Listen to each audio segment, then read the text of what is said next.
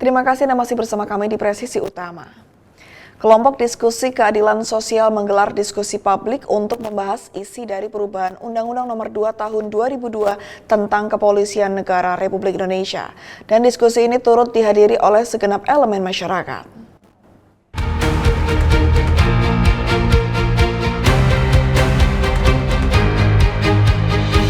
Dilaksanakan di Hotel Dharma Wangsa, Jakarta Selatan, acara diskusi publik ini turut dihadiri oleh ahli dan pakar hukum serta masyarakat dari berbagai elemen. Diskusi yang dihadiri oleh kurang lebih 50 orang dari elemen masyarakat seperti mahasiswa, dosen, praktisi hukum, serta media ini turut membahas terkait dengan perubahan RUU Nomor 2 Tahun 2022 tentang Kepolisian Negara Republik Indonesia.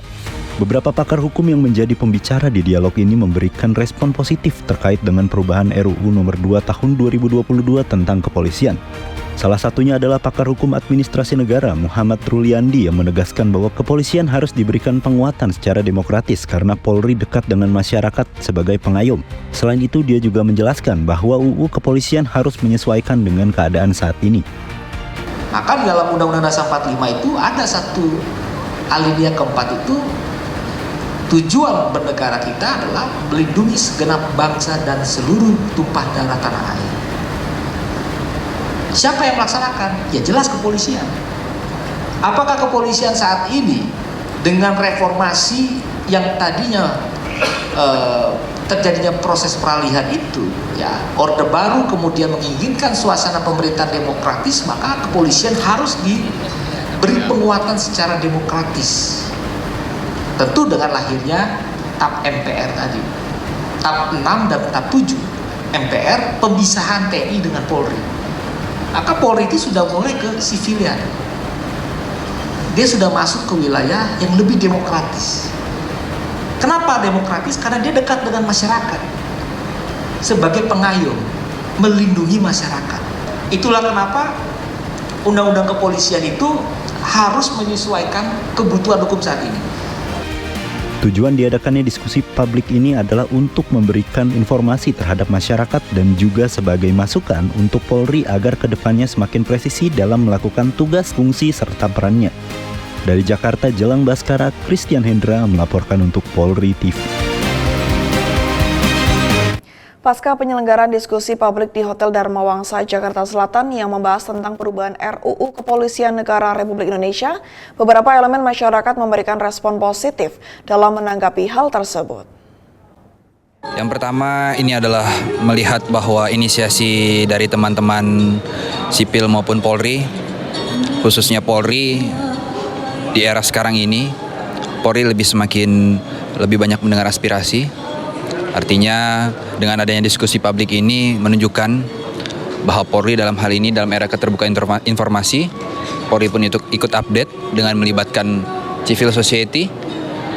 Semua aspirasi ditampung untuk dijadikan penyempurnaan, melihat bahwa ini sudah diputuskan di dalam sebuah prolegnas, sehingga kedepannya mudah-mudahan Polri dan aparat penegak hukum lainnya saling bersinergi, saling memberikan harmonisasi, bukan hanya melayani mengayomi, tetapi juga menjadi penyejuk di tengah kegentingan situasi nasional maupun ketertiban masyarakat.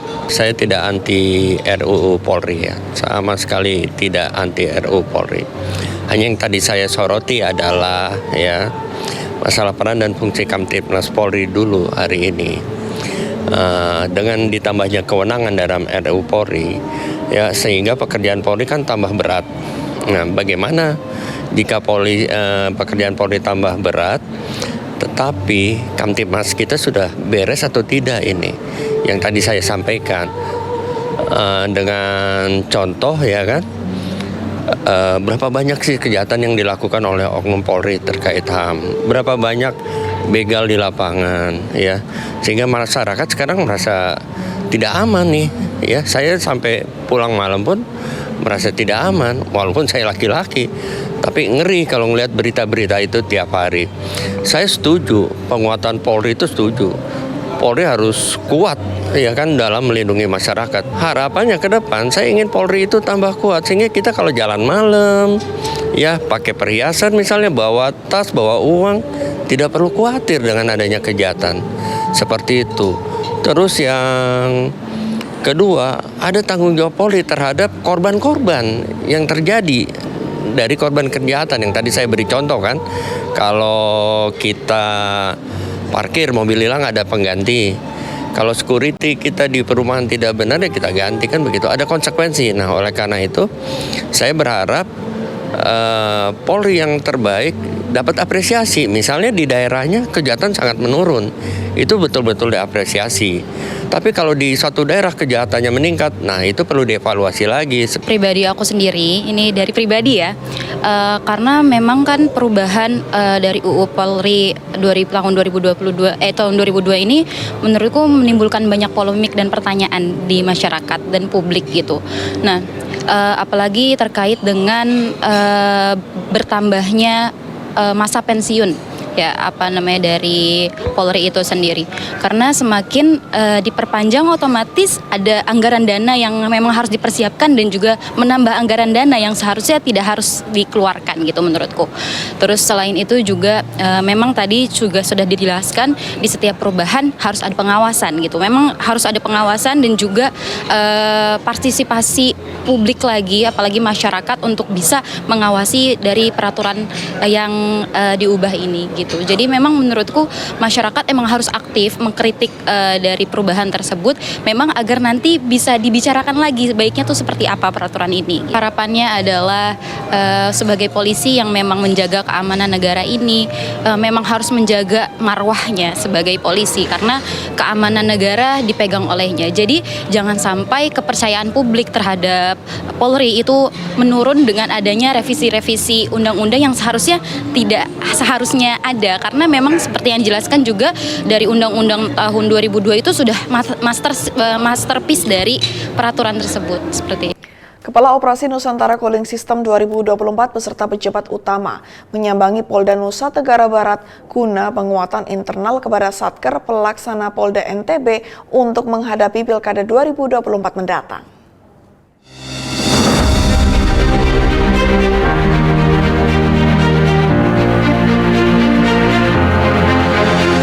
Kepala Operasi Nusantara Cooling System 2024 beserta pejabat utama menyambangi Polda Nusa Tenggara Barat guna penguatan internal kepada Satker pelaksana Polda Nusa Tenggara Barat.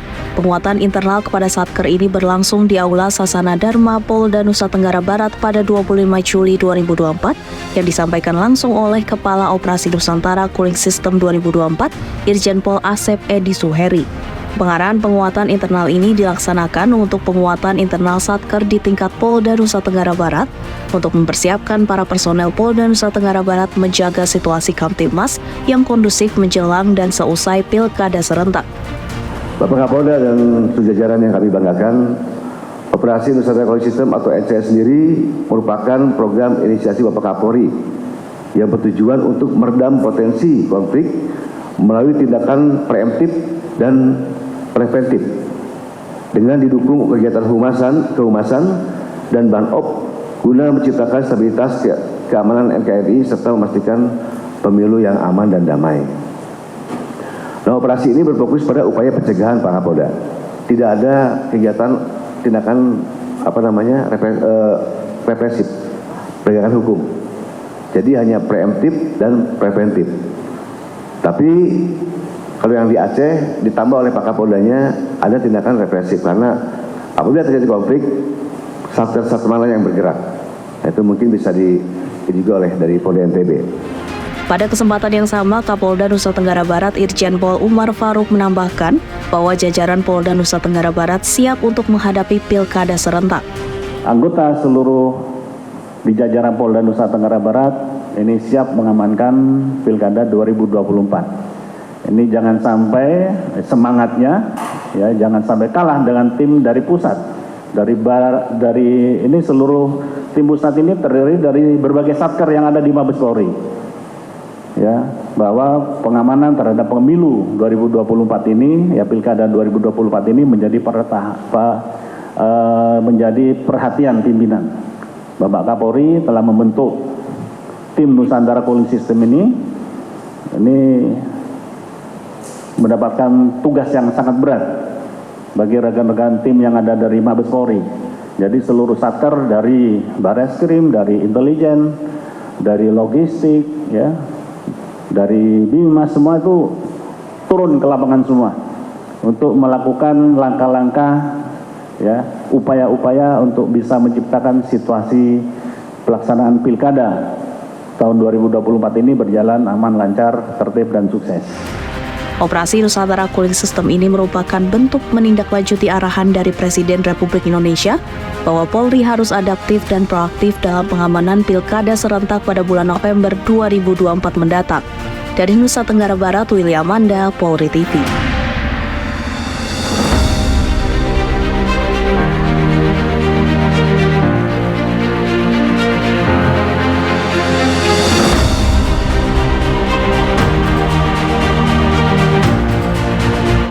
Dalam pelaksanaan Kapolri Cup Badminton Championship 2024 hari keempat, Polda Jatim berhasil melaju ke babak 8 besar Kapolri Cup Badminton Championship 2024 setelah menang melawan Polda Kalimantan Utara.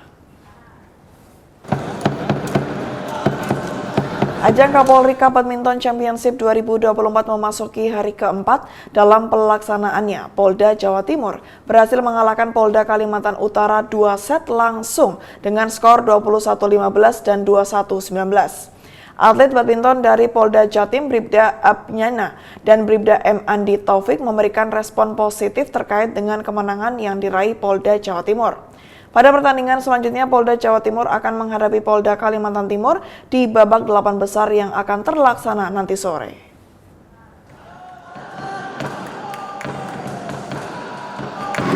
Untuk terkait pertandingan hari ini ya, ini kan sudah hari kedua, kita kan sudah melewati beberapa fase kan, jadi ya kerasa ya atmosfernya, jadi kan sudah step by step. Yang jelas kan tim-tim terkuat kan, gitu aja sih kalau dari aku seperti itu. Jadi ya sudah sangat luar biasa lah. Ya menurut saya kalau untuk di babak selanjutnya ini otomatis untuk euforia terus atmosfernya pasti lebih kencang lagi, lebih tinggi lagi. Apalagi lawan kita juga pemainnya bagus-bagus semuanya dan istimewa lah untuk pertandingan hari ini. Saya berharap nanti bisa di BWF ada nama Polri nanti. Itu aja sih. Itu cita-cita saya itu. Paling tinggi itu aja sih. Ya, menurut saya juga berharap di tahun berikutnya tetap ada seperti ini, semakin ditingkatkan lagi. Dan harapan yang sama, ada anggota Polri yang bermain di BWF nantinya. Pidato Perdana Menteri Israel di Kongres Amerika Serikat menuai aksi demonstrasi dari sejumlah warga di Amerika Serikat. Informasinya akan kami hadirkan setelah jeda berikut ini.